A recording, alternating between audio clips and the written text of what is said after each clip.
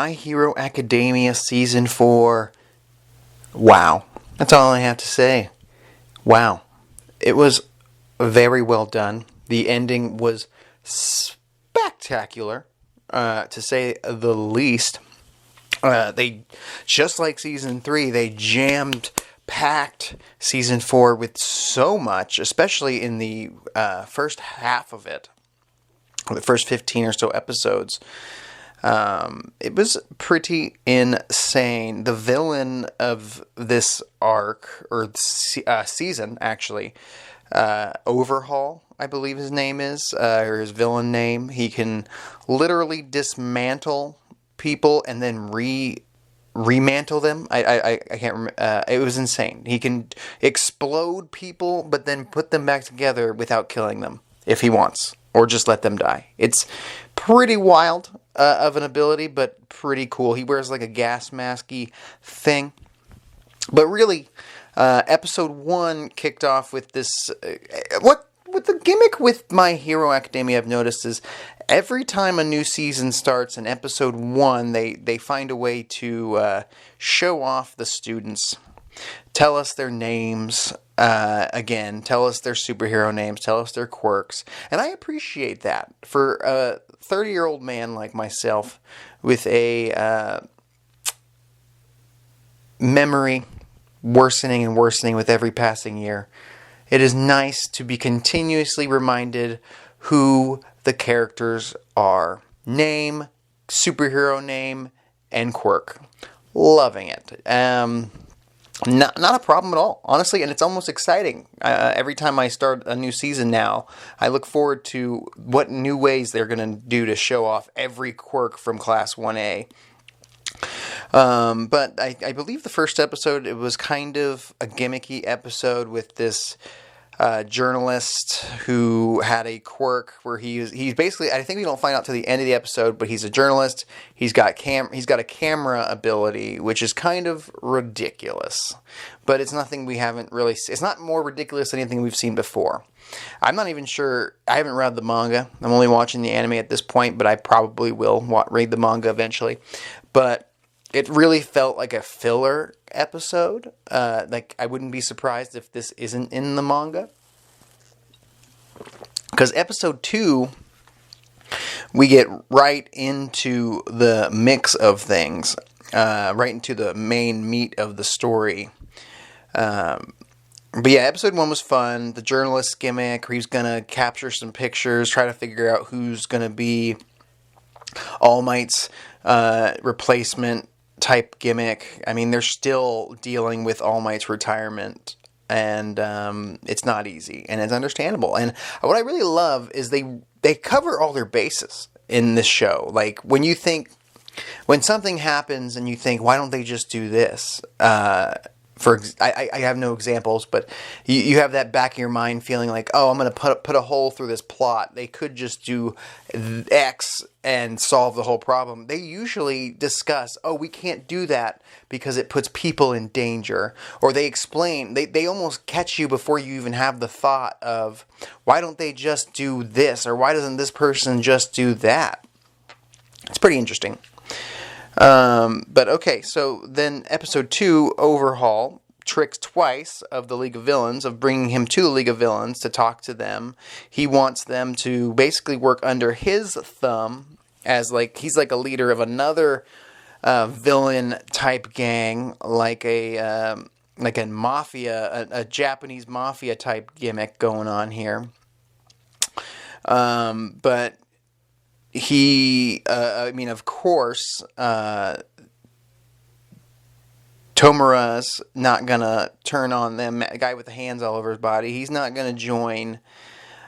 He's not going to work under Overhaul's thumb. And it doesn't work out for him, because as soon as they decide to attack Overhaul, he basically explodes one of the League of Villain members, a jobber type character that we didn't think would last that long anyway.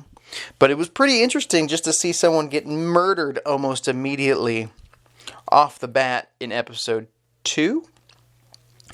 That was nuts. And he basically tells him, you need to come up with a reason, or basically you need to decide to join me or we're going to eradicate you. You have a limited amount of time, a finite amount of time to figure this shit out, or I will come back and I will kill you all. And he also destroys Mr. Compress's arm before taking his leave, which was pretty interesting. Because that guy, doesn't his quirk involve touching people and turning them into little balls? So does he lose? That sucks, right? If it involves that, if it involves him having to touch you with your hands, he lost one of his arms. So that means he's probably going to be less. I mean, he can still do his quirk with his other arm, but it seems like that would suck if I was him. That means you've really thrown off some strategy for me. Episode 3. Izuku meets Sir Night-Eye.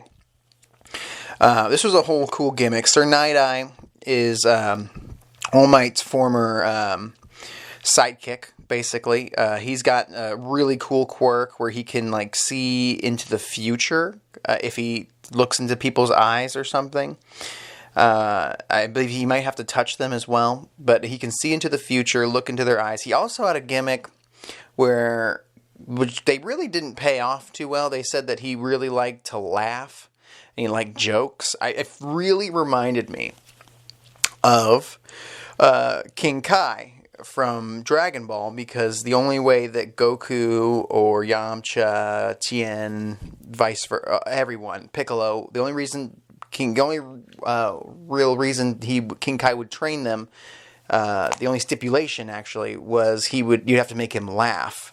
And Miro was explaining to Izuku that you need to come up with a joke or some shit to make Sir Night-Eye laugh and he'll like you, which is cool. Oh, by the way, Miro, Lemillion, he's slowly but surely becoming one of my absolute favorite characters in this show. Such a good character. He really, Izuku, to me, like I said before in my previous reviews, reminds me of a young Rock Lee who isn't confident yet. But Miro Lemillion reminds me of Rock Lee at full confidence level. This guy is awesome. He's his own character. He fits his own role. There's nobody like him in the main cast. So I'm really enjoying his contributions to My Hero Academia. They get there, and I think there's this super girl named Bubbles or something, Miss Bubbles, some shit. Sir Night-Eye's other sidekick. She's being tickled to death by Sir Night-Eye, which was kind of weird, because it didn't, I don't know, it was kind of weird. It didn't really need to be there. And it didn't really pay anything off, like I said before, with his I like to laugh gimmick. I know he likes humor. That's why he liked All Might so much, because he not only saves people, but he makes them happy. Sir Night-Eye challenges Izuku to take this stamp or some type of a stamp or a seal from his hand. Izuku fails to do so after multiple attempts. He gives him a finite amount of time to do so. And but Sir Night-Eye still allows Izuku to be under his tutelage. And he had already planned on making that happen. He also... But another story thread that's going on here is Sir Night-Eye thought that Miro Lemillion should have obtained All Might's quirk, which makes a lot of sense. He reminds me a lot of All Might in all the best ways, while Izuku reminds you of a scared little boy, which he kind of is. But in some ways, I believe All Might was also quirkless when he gained the One for All power. So it's not that big of a deal, I guess. I mean, it's interesting to see that now Izuku has this kid, Lemillion, the perfect kid to obtain One for All, staring right at him, and he's the nicest person on the planet. He's not like some dickhole that you're like, well, he couldn't do that. Kind of like like Bakugo would go crazy with that much power. He doesn't need it. He's already got power. While as Lemillion has an ability that's not actually that great, but he makes it great because his work ethic, which is pretty interesting.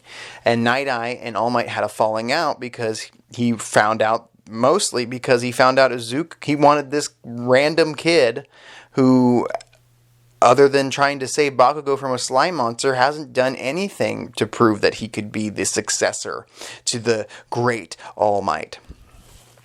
The next episode, I believe Izuku and Mirio, they accidentally run into a frightened little girl, Eri, and she's got like a little horn on her head, and Overhaul shows up and says, "Hey, that's my daughter.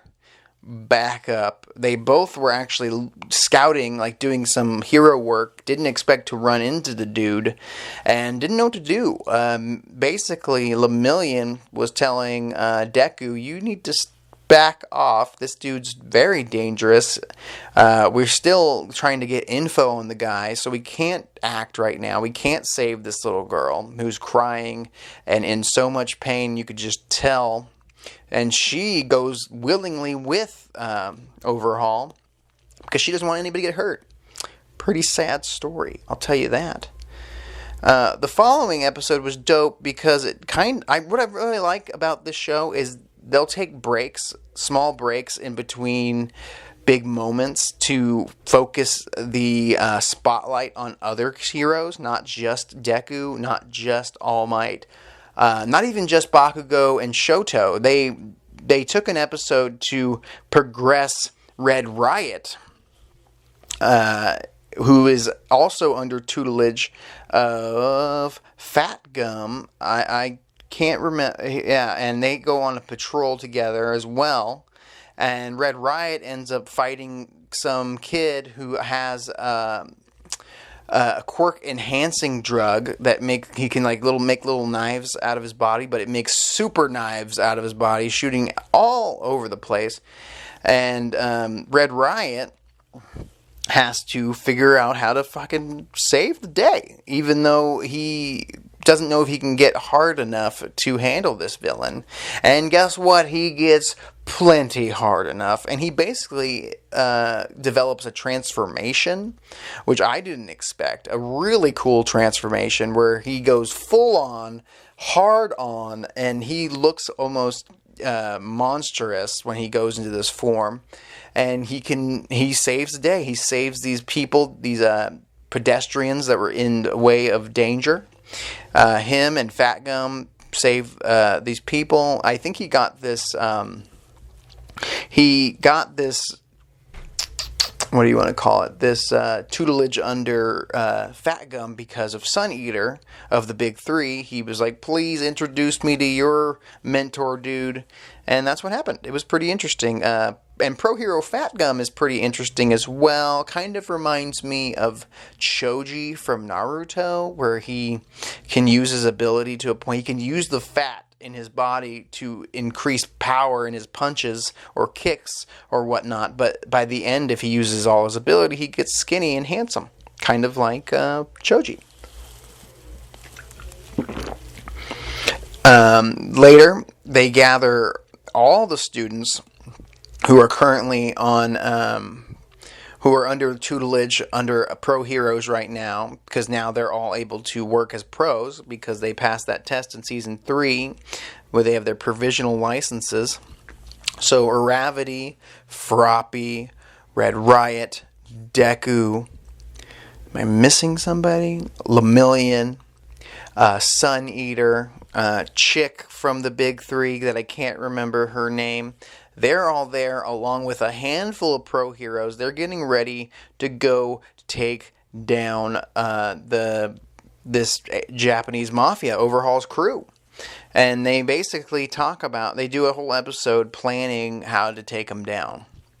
And they have a certain amount of time. It's really interesting. Night Eye explains he can only use his power sparingly So he needs to find the right person to use it on to figure out where this little girl is, which was pretty interesting. And then eventually he does, and he finds a guy that has connections to this little girl. He figures it out. He touches him, figures out where she is or what building to invade.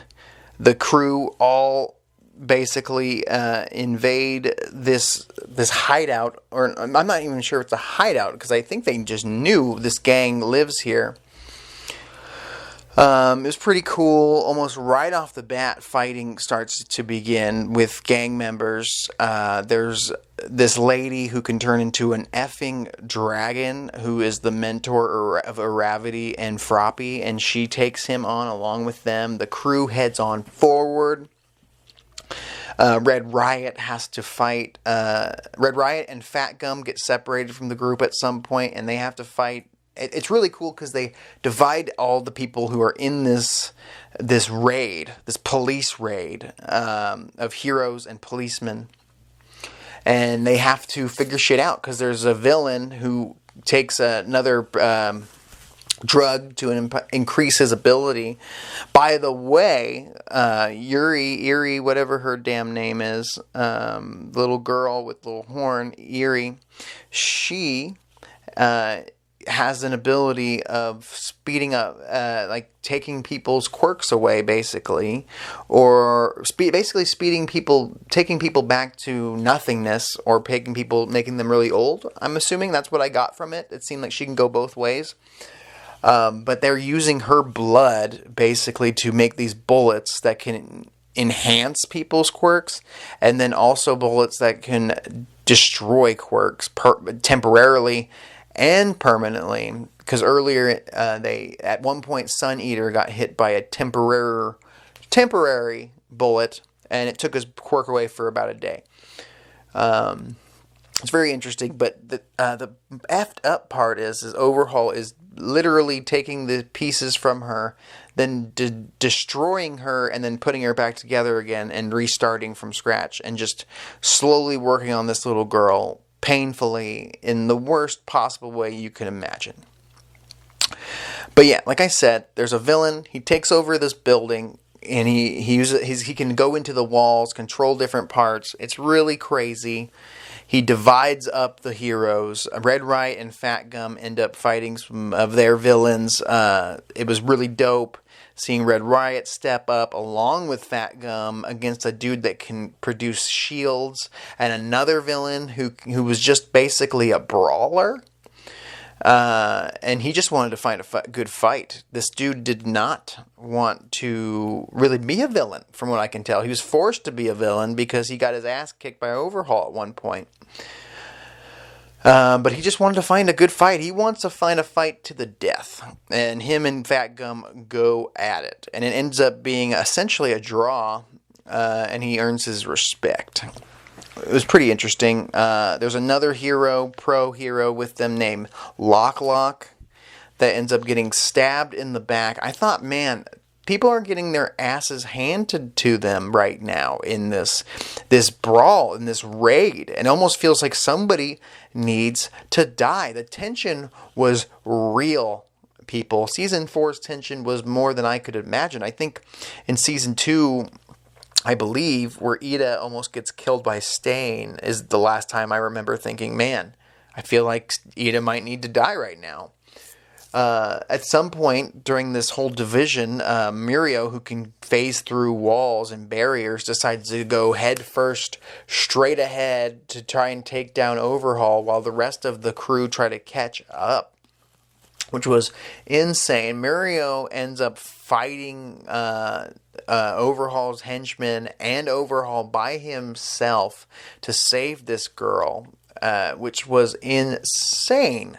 Lemillion is using his ability to the fullest, even though it isn't perfect. His work ethic is something to be praised. This guy is awesome. This fight is awesome. And the whole time I'm watching Mirio kick ass, I'm thinking, he could die right now. Lemillion could be killed by Overhaul at any second. And I was thinking, I don't want that. because he's one of my new favorite characters. And it's crazy because he just got introduced at the end of season 3. He's barely been in the series, and yet he feels like he's been here since day one. Lemillion is such a good character, and I was almost preparing myself for the fact that they might kill this kid off early and take away the idea of Izuku having someone that would, someone that would have been perfect for the All for One quirk. And him dying there would have pushed the story forward in so many different ways. This kid who has his whole life ahead of him, this kid who could legitimately, without All for One, become the number one hero. This kid's insane. They fight.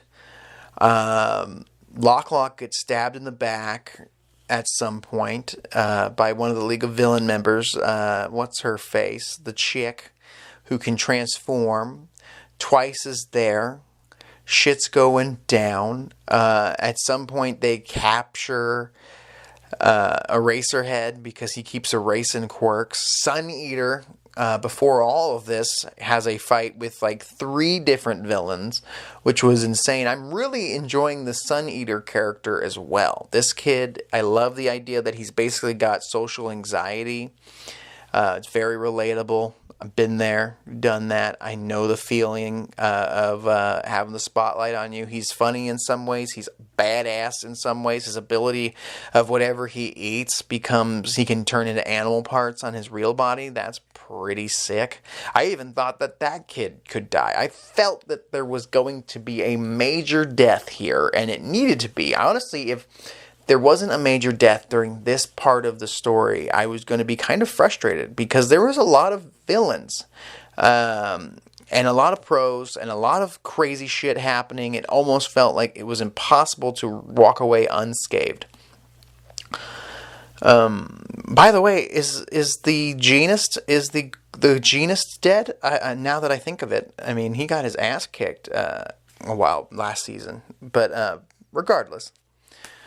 The fight continues. Lemillion's about to die, and before that can happen, Zuko and the crew showed up. Zuko and Night Eye and the rest of everybody show up to save the effing day, which I legitimately stood up in my seat thinking, this is great, Lemillion can't die now because Zuko's here, the main character's here, Deku's gonna deck this motherfucker. Deku... And they have to basically take on Overhaul, who's insane, who's got all these evil villains with all variety of different quirks helping him out. The dude ends up having to dismantle one of his own teammates and then attach the body parts to himself. It was insane. He transformed into a monster of a man. He fights Zuko out. He at one point launches some spikes, I believe, into Night Eye's gut, like through his stomach. And I was like, well, Night Eye's effing dead. But somehow he survived that, where he had a literal spike of granite or marble or whatever that material might have been that was dismantled and re-put together and stabbed through his stomach. I couldn't believe that. And at some point, Night Eye saw Deku's future, I believe, or something, and saw him fail and lose to Overhaul, which is insane, because you're like, well, his quirk, they made it very clear that his quirk is always right, every time, no matter what. And he thinks it's over. There's no way he's going to save the little girl and beat Overhaul. He's already seen the future. By the way, before they show up to save the day, Lemillion gets shot by one of those quirk-destroying bullets. But this is the first bullet that supposedly permanently erases your quirk. Or at least for a long period of time. So Lemillion sacrificed his quirk because this villain shot the bullet at the little girl, which it bugged me there. Because if he just let the little girl get hit by that quirk-destroying bullet, she would lose her quirk. I think. I'm not sure if it would work on her since it's part of her quirk that made the bullet. And she wouldn't have died, I don't think. I don't think those are like really body-piercing bullets. They're like tranquilizers at most. My only headcanon is he didn't. Obviously, he couldn't have known in the moment that it wasn't a real bullet. So he wanted to stand in the way of it. And he jumps in the way of the bullet. And he doesn't go translucent or whatever because he doesn't want the bullet to go through him and hit her. And he gets hit by this quirk-destroying bullet. He loses his quirk. It's crazy shit, people. Lemillion loses his quirk. The one thing that made him special in a lot of ways, but in another way, he's so positive. Maybe he didn't need it. Deku fights Overhaul, who's transformed into a monster. Shit goes down. This fight is insane. There's so much I'm forgetting here to bring up. That's why you need to go watch season 4 of My Hero Academia, because it might be the best season so far, to be honest. It feels like this show is gradually staying at peak performance. It's so good. It really gives me that Dragon Ball Z vibes of epicness, while as One Piece gives me the Dragon Ball vibes of adventure, while this gives me the Dragon Ball Z vibes of epic fighting, excitement, spikes of adrenaline.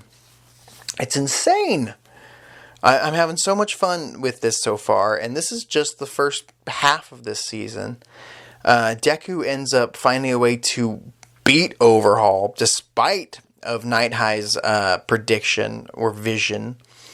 And like I said before, I said this is going to be really insulting if nobody dies. Somebody had to die. You can't, this show so far hasn't had a major death that I can remember that wasn't a villain.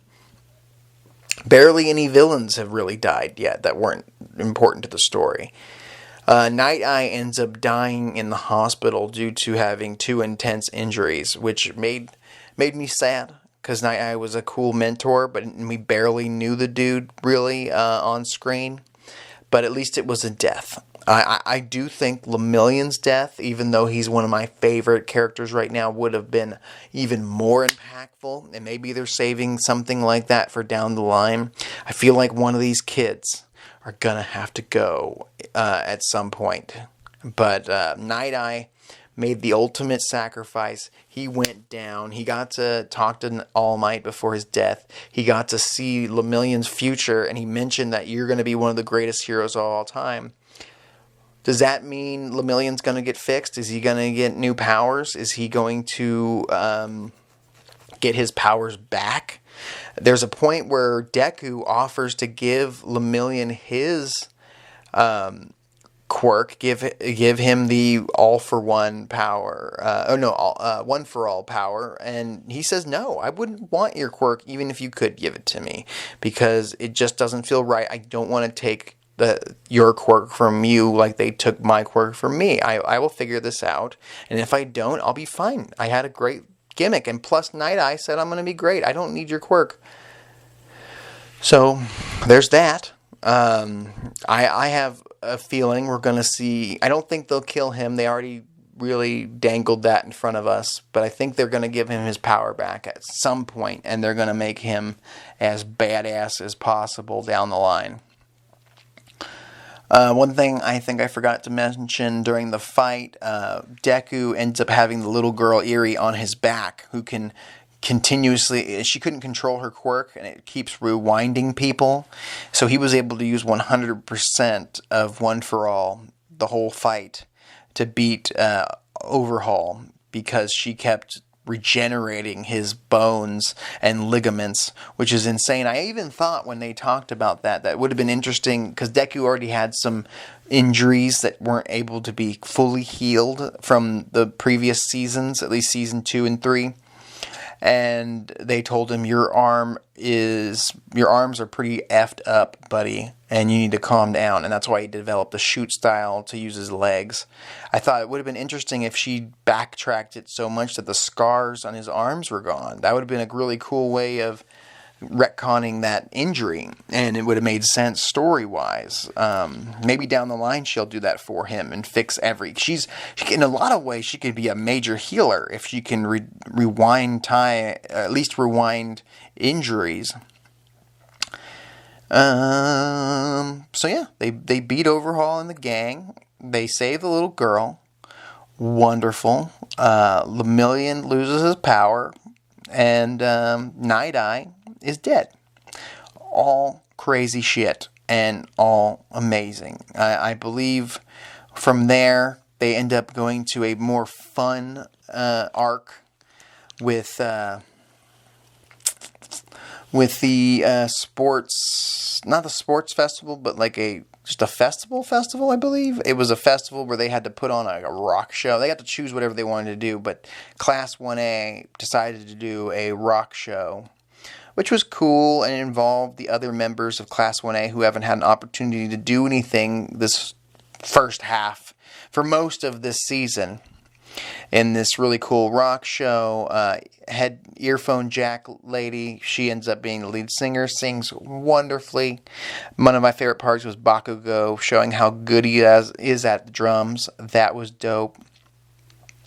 Of course, Tsukuyomi's a rocker. He was able to play guitar and whatnot. There was a dancing situation with Pinky. She ends up showing everybody that she's a great break dancer or something, which will be involved in her fighting style, I assume.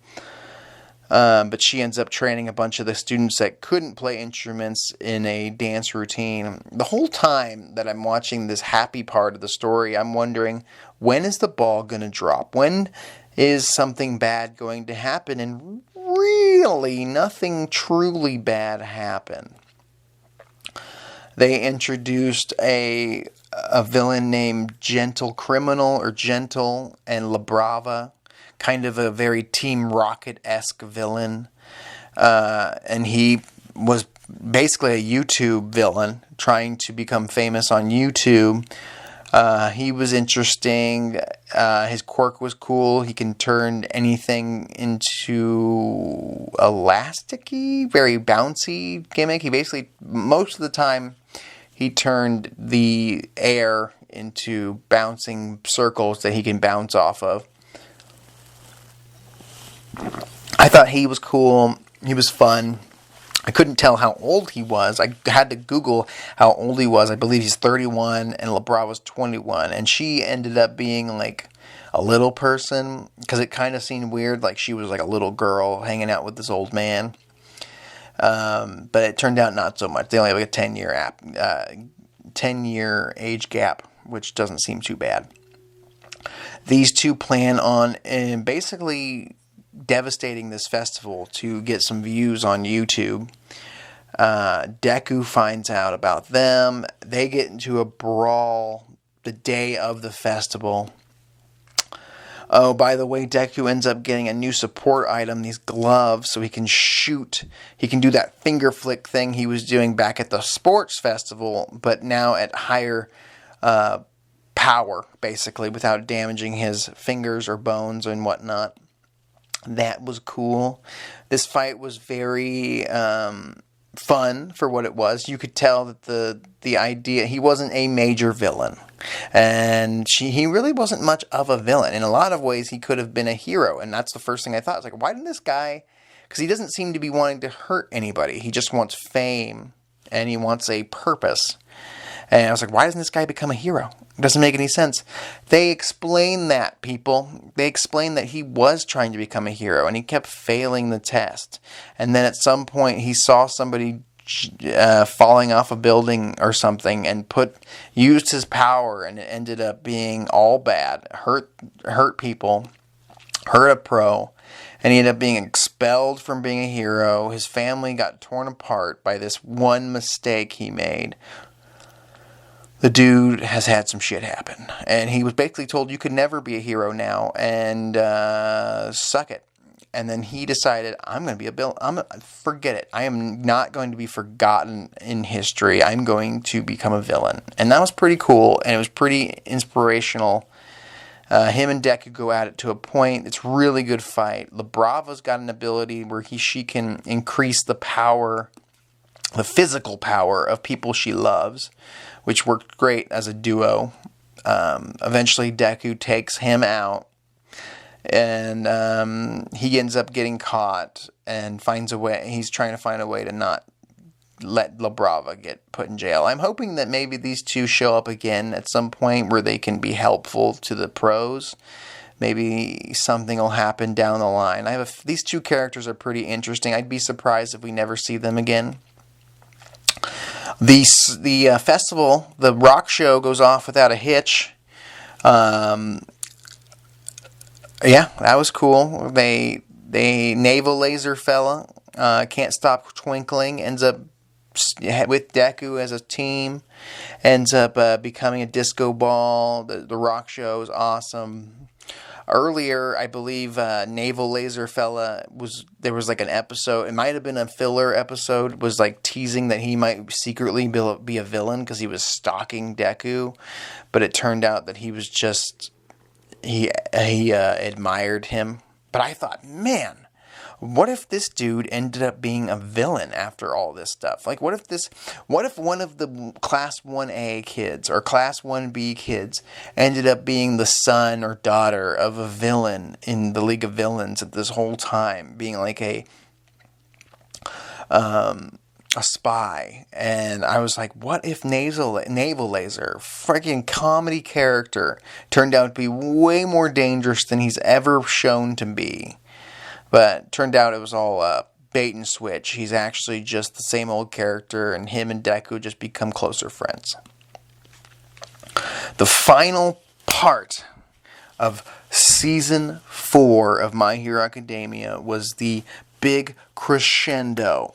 They finally do a official ranking of the top villains in My Hero Academia, or the top pros, now that All Might's retired. They're doing I guess they do this every 6 months or every year, and they rank who's number 1, 2, 3, 4, and down. We find out that Endeavor is indeed number 1, and people they're fans of him, but he's so mean looking and so angry all the time that they can't get close to him like they were with All Might. And I think the number 2 was this dude named Hawks, I want to say. Dude with bird wings who was actually mentoring Tsukuyomi, Dark Shadow fella, off screen. I've seen this kid in the video game, My Hero Academia video game, and I was like, well, what's so special about this dude with wings? How is he the number 2 hero? I'm almost positive he was number 2. He was very cocky. He's very young. He actually turned out to be really badass. Him and Endeavor go on a little lunch date, and he's basically trying to help Endeavor become the true number 1 hero, from what I can tell. Hawks' ability is super dope. His wings aren't just wings. He can also use the feathers individually to save people, and he can manipulate the feathers into swords and whatnot. They're very cool. It's a very cool ability. I was like, what's this dude with wings so he can fly? Big deal. A lot of characters can fly, and then some. And yes, he can do much more than that. These two, Endeavor and Hawks, end up being attacked by a advanced Nomu, I believe, that was sent after them by Dabi, I think, and he can actually think and talk. This Nomu was ready to fight the strongest hero, basically testing Endeavor more than anybody else. This Nomu comes down, and he's strong. He's not only strong, but he can think, he can talk, he's got plans, he can regenerate. Him and Endeavor go at it in one of the probably the best fights so far in the entire series. This was crazy. We start to see Endeavor, his personality change. I think Endeavor's personality had one of the biggest character development so far in My Hero Academia. This guy went from dick bag dad to now one of the favorites, number one pro. He's learned from his past. He's always wanted to be the number one hero, and now that he is, he doesn't feel like he deserved it, like he earned it, and now he's actually earning it. He takes on this Nomu head on. These two fight it out, I'm telling you. It was so good. If you don't want to watch My Hero Academia ever, just ever, because you feel like it's just not for you, fine. But go and watch Endeavor versus this Nomu, because it was fun as all hell. They go at it for a while. He keeps regenerating. Endeavor loses an eye, I think. I think he literally loses an eye. I don't know yet if he can regenerate that eye. But it looked like he lost one of his eyes. It turns out that at some point he starts overheating, kind of like Shoto does, but he's got the ice power to cool down, whereas Endeavor only has the power of fire manipulation, fire power, fire quirk. And so he has to push himself past all the limits. He has to go, quote unquote, plus ultra here and there. And he even says, I hate the term plus ultra, but I'm gonna do it anyway. I even thought that Endeavor was gonna die.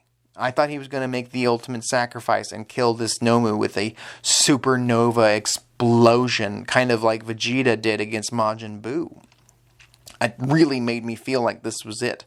He was going to sacrifice himself.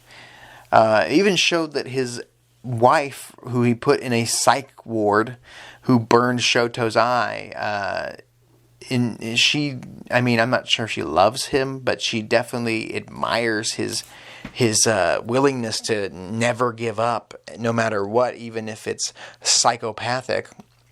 And his other kids, Shoto's brother and sister, were involved in this story, just saying that, Endeavor does not quit. He's the most stubborn man that they know, most stubborn pro for sure.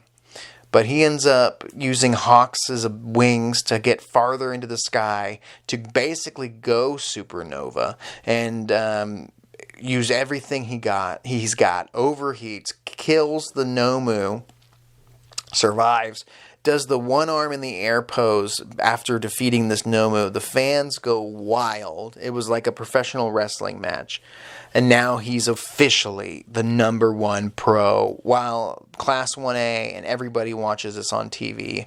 It was really reminiscent of when All Might took on All for One. It really put this guy over, and now Endeavor is a G. He's a badass, and I can't wait to see what they do with him going forward. I'd be really surprised if they don't end up killing him off at some point, since he's got a big target on his back now. One thing, that was the end of Season 4. Shockingly, I didn't realize it was the end of Season 4.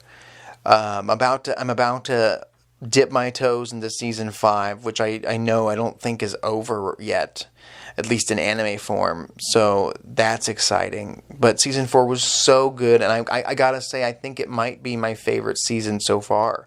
Officially Season 4 is my favorite My Hero Academia season so far, but they've all been fan-freaking-tastic.